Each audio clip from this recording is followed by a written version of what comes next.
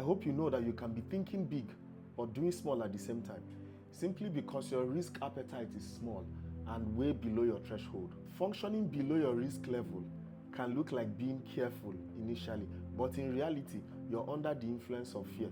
The Bible calls it withholding more than is right. I'll share the kind of fears I've had to go through in the course of my life, and I urge you to listen.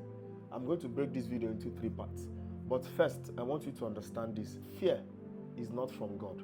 I want us to settle this thing once and for all. Fear is a sign of an internal ailment that you shouldn't ignore. You can even be going through it without knowing. One of the kind of fears I've had is the fear of failure. You know, there's a way you fail so much that success begins to feel strange. You don't believe that anything good can happen again. In fact, you're surprised when good things happen. And I'll share this with you. The first opportunity I had to do an interview with an international organization, I couldn't summon the courage to attend. It was that bad. What propelled me was the thought of having to explain to my friend that introduced me why I didn't attend the interview. Many people are like this. They avoid big opportunities simply because they don't want to fail. But here's the truth. Fear ensures that you never succeed. This is why many people prefer to do their things low-key, so that in case they fail, it won't be loud or it won't be obvious that they failed.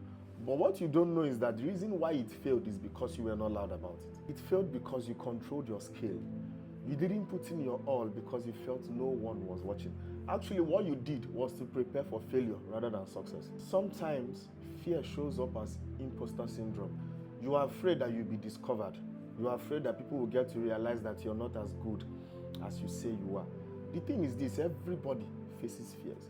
But for some people, it fuels them to do more and to conquer the fear. While for others, it kills their creativity and their destiny. The beautiful thing is that fear can be fixed. You need to consciously retrain your mind with the word of God.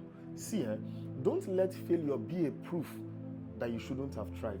Rather, let it be data or a pointer to one of the ways that doesn't work. And let me say this, failure isn't always as a result of the process or the methods. Sometimes the devil just wants to frustrate you, and what you do is to deal with it in the place of prayer. Let me leave you with this. The voice that told you not to move will most likely come back to say, I warned you, after you have failed. But you need to understand that it is not always the shepherd, it can be the thief.